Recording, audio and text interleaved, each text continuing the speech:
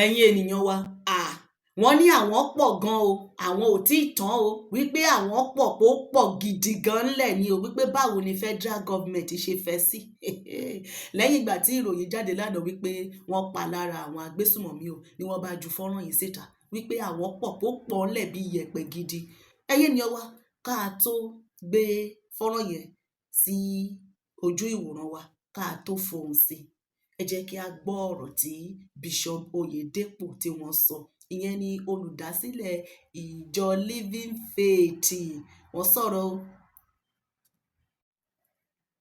ẹ̀yin ènìyàn wa, àwọn pásítọ̀ wọ́n ti sọ̀rọ̀ o, àwọn òjíṣẹ́ Ọlọ́run general overseer wọ́n ti sọ̀rọ̀ o. ẹ wo Bishop Oyedepo lẹ bá wa ń wò yìí nínú ilé ìjọsìn níwájú àwọn ọmọ ìjọ. wọ́n ní ẹnikẹ́ni tí wọ́n bá ti jí gbé, wọ́n ní kí wọ́n fún wọn ní ẹ̀rọ ìbánisọ̀rọ̀ wọn. wọ́n ní kí àwọn ọmọ ìjọ tàbí ẹni tí wọ́n bá ti jí gbé kó fún àwọn agbésùmọ̀mí ní ẹ̀rọ ìbánisọ̀rọ̀ àwọn ní kété tí agbésùmọ̀mí bá pe àwọn, tàbí tí wọ́n wà ní ọ̀dọ̀ agbésùmọ̀mí tí wọ́n bá pe àwọn. wọ́n ní kété tí àwọn agbésùmọ̀mí bá gbọ́ ohùn àwọn, wọ́n ní wọ́n máa fi ẹnìyẹn sílẹ̀. wọ́n ní wọn ò bí wọn dá. wọ́n ní tí àwọn agbésùmọ̀mí ò bá wá fi ẹnìyẹn sílẹ̀, á jẹ́ wípé kì í ṣe Ọlọ́run ló pe àwọn, á jẹ́ wípé kì í ṣe Ọlọ́run ló rán àwọn níṣẹ́. ẹ jẹ́ kí a wo Bishop Oyedepo, ẹ jẹ́ kí a tẹ́tí sílẹ̀ kẹ́ ẹ bá wa gbọ́ ọ̀rọ̀ lẹ́nu wọn ká tó tẹ̀síwájú nínú ètò wa tá a mú wá fún wa. If anybody picks you, give them my number. Give them my number. One time, one of our pastors was carried by, what do they call them? Kidnappers. I said, give him the phone. I said, in 24 hours, you don't check him out, you are dead. The place was vibrating. On the spot. TV show. On the spot, sir. You don't know what your words were begging. On the spot. It was in my office here behind you. I said, give him the phone. I said, this is he. In 24 hours, you are dead. Don't want to die. Dead!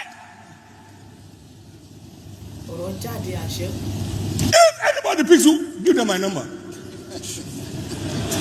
Give them my number.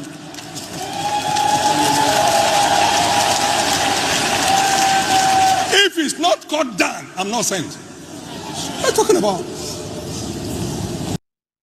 ẹ̀yin ènìyàn wa, bí wọ́n ṣe sọ̀rọ̀ yẹn náà ni ìròyìn ti gbé jáde o. èní ní ọjọ́ 24 oṣù kẹrin 2026 bí wọ́n ṣe ń bá àwọn ọmọ ìjọ sọ̀rọ̀. ṣùgbọ́n fọ́nrán yẹn ó ju eléyìí lọ, ṣùgbọ́n ìwọ̀nba eléyìí tí ó tẹ̀ wá lọ́wọ́ ní iléeṣẹ́ Àṣàkẹ́ TV show náà ni àfihàn wáyé. wọ́n ní give kidnappers my number, Oyedepo tells members to call him if abducted. ẹ̀yin ènìyàn wa, ṣé ẹ bá wa gbọ́ wọn? ẹ jọ̀ọ́, ṣé gbogbo àwọn tó jẹ́ ará ilé ìjọsìn, àwọn ọmọlẹ́yìn wọn, ọmọ ìjọ wọn, gbogbo wọn ló ní ẹ̀rọ ìbánisọ̀rọ̀ wọn lọ́wọ́? àti wípé àwọn èèyàn tí àwọn ajínigbé ń jí gbé, ṣé púpọ̀ wọn ní ẹ̀rọ ìbánisọ̀rọ̀ ń tẹ̀lé wọn dé ibùbá àwọn agbésùmọ̀mí?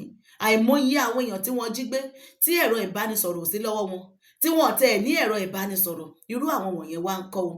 ẹ̀yin ènìyàn wa, kí ló ń tẹ́ bá wa rí sọ sí ọ̀rọ̀ tí Bishop Oyedepo tí wọ́n sọ yà? àwọn general overseer àwọn ti sọ̀rọ̀. wọ́n ní tí agbésùmọ̀mí ò bá gbé wọn sílẹ̀, tó bá ti lè gbọ́ ohùn wọn báyìí, ohùn Olúwa ni, pé tó bá ti gbọ́ báyìí ẹ̀rù máa bà wọ́n ni, wọ́n á fi ẹnikẹ́ni tí wọ́n bá jí gbé sílẹ̀. àti wípé ṣé nípasẹ̀ pípè tó bá ti pe agbésùmọ̀mí yẹn, ẹjọ́ ẹ̀yin ènìyàn wa, ṣé ìyẹn ni ojútùú sí ìṣòro ètò ààbò tó mẹ́hẹ nínú Nàìjíríà, ní ilẹ̀ Yorùbá, pẹ̀lú bí nǹkan ṣe ń lọ yìí? àwọn náà rèé o, àwọn agbésùmọ̀mí tí wọ́n ní kó pe ẹ̀rọ ìbánisọ̀rọ̀ àwọn náà rèé. ṣé wọn pé ní àná ìròyìn jáde wípé àwọn agbésùmọ̀mí tó ń lọ bí 100 ní àdó olóró air strike àwọn Nigeria military ló mú balẹ̀. nígbà tí ilẹ̀ mọ́lẹ̀ ni àwọn agbésùmọ̀mí ni wọ́n bá da fọ́nrán yìí síta ni wọ́n bá bẹ̀rẹ̀ sí í ṣe fídíò ara wọn wípé níbo wọ́n náà wọ́n pọ̀ o.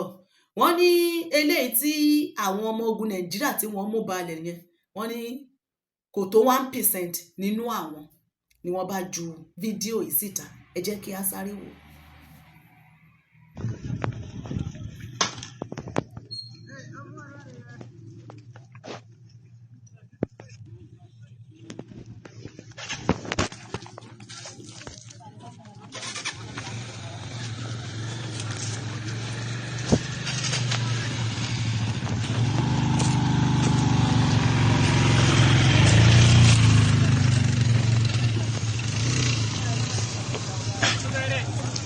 Nailat Salman assalamu alaikum ko ita helan helon ko ita puson ko masha Allah Tẹ́ bá wá rí wọn bẹ́ẹ̀ ní Kọ́ ìtàn bí bí àpèsè àyè hàn. ṣe gbà wọ́n tó àwọn nǹkan tí wọ́n fi ń ṣe fídíò ẹ̀rọ ìbánisọ̀rọ̀ ṣebí sim card wà ń bẹ̀. Sim card inú Nàìjíríà ni wọ́n ń lò ó. Kí ló dé tí àwọn intelligence àwọn NIN kí ló dé àwọn immigration officer àwọn ọlọ́pàá tí wọn ò lè wá wọn kàn tàbí àwọn EFCC wọ́n dẹ̀ ń ṣe fídíò lójoojúmọ́. Arákùnrin kan tún rèé tí wọ́n ti ẹ̀ṣẹ̀ gbé síta lẹ́yìn ìgbà tí wọ́n ti fi John sílẹ̀ wọ́n ti wá sọ di okòwò wọ́n ti sọ di business tí wọ́n ń ṣe lójoojúmọ́. Arákùnrin yìí báyìí wọ́n ní 10 million ní kò náà lọ mú wá. Ọjọ́ wo la fẹ́ ṣe léyìí dá? Ẹ̀yin ènìyàn wa bákan náà ni ọwọ́ tẹ Fúlàní o tó mú ẹran ara ọ̀dọ́mọkùnrin tó jí gbé. Ó mú ẹran ara ẹ̀ ó dẹ̀ gé wẹ́lẹ́wẹ́lẹ́ ó wá kó sínú àpò. Lálẹ́ àná ni fọ́nrán yìí tẹ̀ mí lọ́wọ́. Mi ò wá mọ̀ bóyá ẹ̀yin ènìyàn wa ẹ ti rí bóyá ẹ ti rí lórí ayélujára.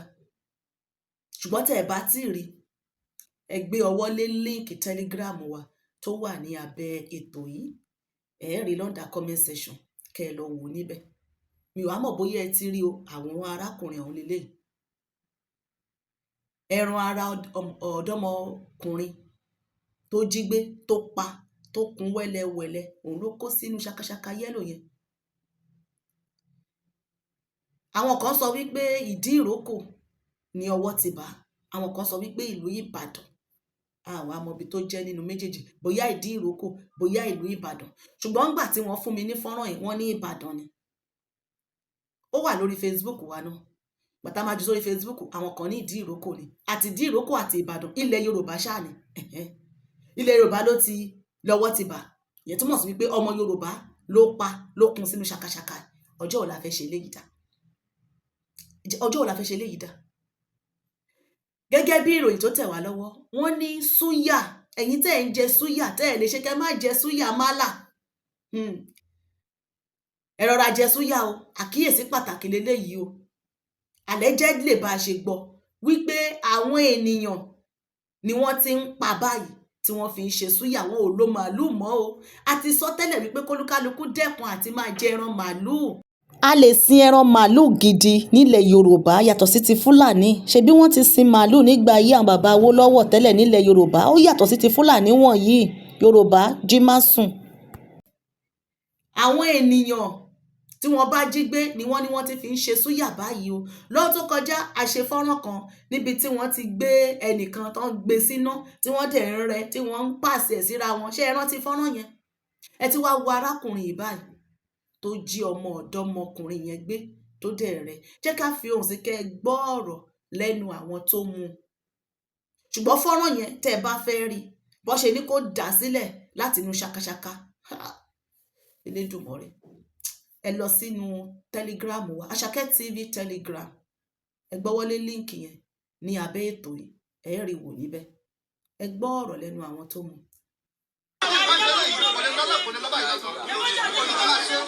Odidi èèyàn ló gé báyìí olórí kúmà ní ẹ o.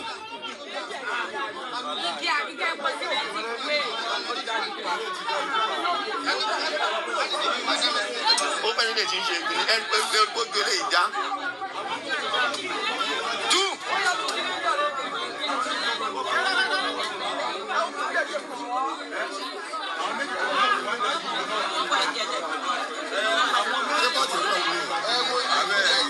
Ẹ jẹ́ kó ju ọyá tútútú.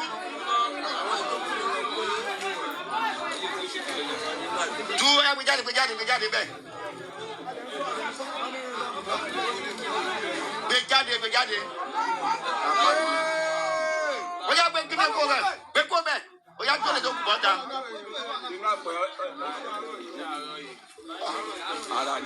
Orí ẹ̀ yẹn. Ó yá gbójú ẹ̀ bọ́ta. Gbójú ẹ̀ bọ́ta. Gbójú ẹ̀ dá. Yóò jẹ́ bọ́ta. Láì jẹ́ràn ọmọ èèyàn.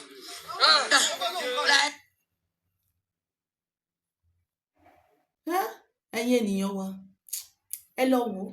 Ẹni tó bá lè wò ní o, ẹ lọ sí ọ̀dà Telegram wa kẹ́ lọ wò ó.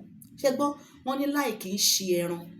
Ó dẹ̀ mú ènìyàn kún wẹ́lẹ́wẹ́lẹ́ báyìí kẹ́ ẹ fi mọ nǹkan tó ń ṣẹlẹ̀ nínú ìlú. Lẹ́yìn ìgbà tí ìròyìn gbé síta wípé àdó olóró àwọn ọmọ ogun Nàìjíríà pa wọ́n, ṣé ẹ rí bí wọ́n ṣe kó fọ́nrán wọn síta wípé àwọn kù o, àwọn ò tí ì tán o. Bí wọ́n ṣe kù sínú igbó yẹn náà ni wọ́n pọ̀ sí àárín wa tí wọ́n ń gbé nínú ìlú pẹ̀lú ará ìlú. Irú eléyìí báyìí, ara àwọn onímíkràn, àwọn tí wọ́n ń àwọn oníbólà, àwọn leléyìí o. Òun la fi sọ fún wa wípé gbogbo àwọn oníbólà wọ̀nyí, bí ìjọba ìpínlẹ̀ Èkó bó ṣe náà wọ́n ń kó wọn nígbà kan, ẹ tẹ̀síwájú kẹ́ máa palẹ̀ wọn mọ́ bẹ́ẹ̀. Gbogbo ìlú pátápátá, gbogbo ìpínlẹ̀, ẹ máa palẹ̀ wọn mọ́. Wọ́n pọ̀ sínú ìlú tí wọ́n ń ṣe àkóbá lójoojúmọ́ fún àwọn ènìyàn nílẹ̀ Yorùbá o. Kì í ṣe àwọn tó wà nínú igbó nìkan o. Ṣé ká gbọ́rọ̀ lẹ́nu gọ́vnà Benue State? Ó ti sọ, ó ní àwọn pípù wọn ó ní wọ́n fẹ́ islamize inú ìlú ni. Yẹn ni Samuel Ortom. Ó ní wọ́n fẹ́ islamize inú ìlú ní islamization ni. Ó ní Turkey, Mauritania, Cameroon, Senegal, bó ṣe dárúkọ wọn lọ́lọ́lọ́ ní gbogbo ibi tí àwọn Fúlàní wọ̀nyí wọ̀ kákàkiri, gbogbo àwọn region, gbogbo àwọn ilẹ̀ adúláwọ̀ àtàwọn Turkey tí wọ́n ṣẹ̀ṣẹ̀ lọ collaborate pẹ̀lú wọn, tí wọ́n ṣẹ̀ lọ fọwọ́sowọ́pọ̀ níjọba Nàìjíríà, tí wọ́n ní wọ́n fẹ́ kọ́ military base ní Nàìjíríà. Turkey yẹn ó wà lára àwọn tí gọ́vnà ìpínlẹ̀ Benue tó dárúkọ.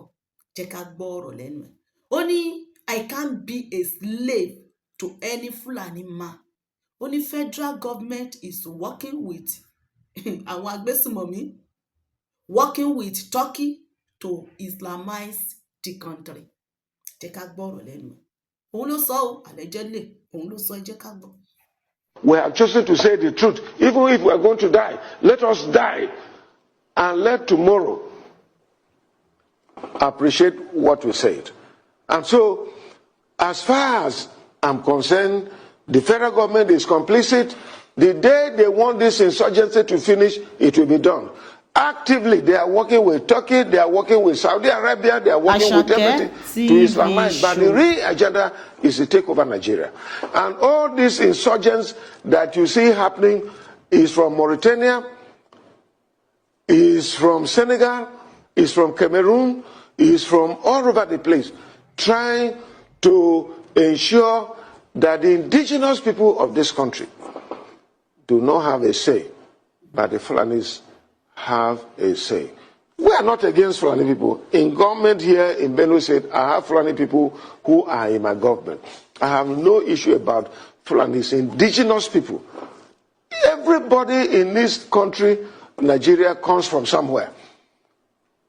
Even the two people where I govern today as governor, they come from somewhere. But we have settled. Today, because of the rise in population, there is nowhere you can say that the Tea people or Benue people should leave Benue State to go to Cameroon. Where is the land? To go to where? Where is the land? And so this is the main problem that we're having in this country. If this government will appreciate and stop deceit against the people, we shall all work as a team. Nigerians, wherever we come, let us cohabit and live together. But where a particular ethnic group wants to take over the country and make some of us slaves, I can never be a slave to anyone. It is better I die and not be alive. I cannot be a slave to any Fulani man. Fulani should live their life. The Tea people should live their life. The Yoruba people should live their life. Hausa people should live their life. Every other person should live their ẹ̀yin ènìyàn wa ṣé ẹ bá wa gbọ́ ọ̀rọ̀ lẹ́nu gómìnà yìí ṣé àjẹ́ńdà wọn yẹn wọ́n ń ṣiṣẹ́ lé lórí tàbí wọn ò ṣiṣẹ́ lé lórí ṣé wọ́n fẹ́ islamize inú ìlú àbí wọn ò islamize ẹ̀ ṣé ẹ rí wọn bí wọ́n ṣe pọ̀ wọ́n ṣe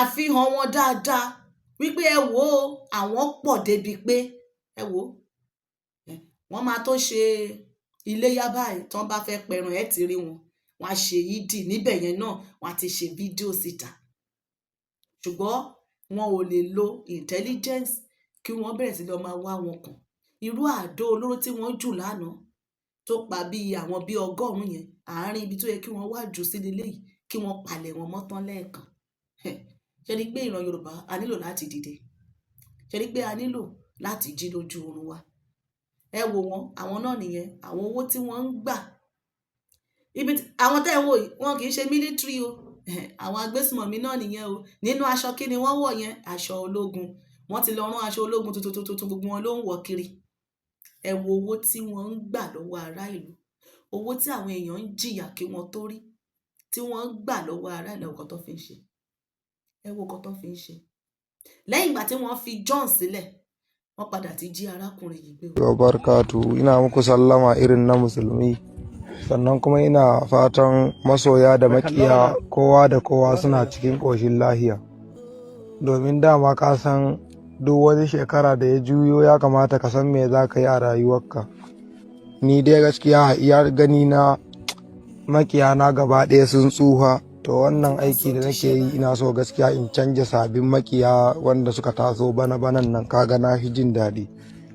Saboda haka wannan mutumi da ake ce an ɗauke shi ya mutu ya yi me to lahiya lau kuna iya yin komai ma in ma kun ga za ku nemo inda nake ba ɓoyayye ba ne cikin Zamfara ko ban haɗa muku a Zamfara ga inda nake ba ina ganin za ku iya bibiyan gwamnatin da kuka ta turo jirgi ya zo nan ranar 17 ga wata to ina ganin za ku iya turowa ya sake bincika muku inda muke in ba ku iya kawo kuɗin. Wannan da kuke gani yana nan a raye shi ma bai mutu ba kamar yadda na muku wancan bidiyo na wancan dan Jos din shi ma yana nan a raye bai mutu ba sannan kuma kuɗi da ake bin shi naira miliyan 10 an ba da miliyan 3.5 remain 6.5 so wannan kuɗi a tura shi ya tafi gida in ko ba a tura shi mu za mu iya tura shi kafin Allah ya kawo namu domin ita mutuwa an ce kulli nafsin za'iqatul maut nan kuma a rayuwa wọ́n ní owó arákùnrin kù 6.5 mílíọ̀nù ṣẹ́rí pé wọ́n ti sọ di iṣẹ́ báyìí ẹ̀yin tẹ́ bá gbọ́ èdè wọn ẹ lè bá wa túmọ̀ ẹ̀ náà o. owó ọ̀hún tí wọ́n dẹ̀ ń gbà nǹkan tó fi ń ṣe leléyìí o ṣẹ́rí bí wọ́n ṣe ń spray ẹ̀ ṣẹ́rí bí wọ́n ṣe ń yan yàlà yòlò orílẹ̀-èdè tẹ́lẹ̀ bá ti ń ṣẹlẹ̀ báwo ni ètò ọrọ̀ ajé báwo ló ṣe fẹ́ dà báwọn èèyàn ṣe ń pa wọ́n ń jí àwọn èèyàn wọn gbé wọ́n lọ rú dà sílẹ̀ lọ́dọ̀ wọn wọ́n ti wá sọ́dún kó ṣé bí a ṣe fẹ́ máa bá a lọ lélẹ̀ Yorùbá jí máa sùn ẹ̀yin ènìyàn wa ẹ bá wa pín ètò yìí jẹ́ ká rí èròǹgbà yín ní abẹ́ fọ́nrán yìí lórí ọ̀rọ̀ tí Bishop Oyedepo sọ kí lẹ bá wa rí sọ sí ọ̀rọ̀ tí gọ́vnà yìí náà sọ wípé wọ́n fẹ́ islamize inú ìlú kí lóhun tí ẹ bá wa rí sọ sí jẹ́ ká rí èròǹgbà yín ní abẹ́ ètò yìí lórí ìkànnì wa náà níbi lèmi náà lọmọ yín ọ̀rẹ́ yín olólùfẹ́ yín àbúrò yín Àṣàkẹ́ TV show bá wa pín lógúnlógún ẹ pín lọ́gbọ̀lọ́gbọ̀ shaketvnews.com lórí wẹ́bsáìtì wa ẹ bá wa lọ síbẹ̀ láti máa wo àwọn ètò tá a bá ń jù síbẹ̀ ẹ dẹ̀ má gbàgbé láti máa bá wa fi èròǹgbà yín sí abẹ́ ọ̀rọ̀ àríwísí níbẹ̀ náà torí pé gbogbo àwọn kan tá a mú wá síbẹ̀ náà ó jọ kan gbogbo wa ni Lédùmarè á sì ràn wá lọ́wọ́ àní dààmú dúdú àgbèwà láṣẹ Èdùmàrè.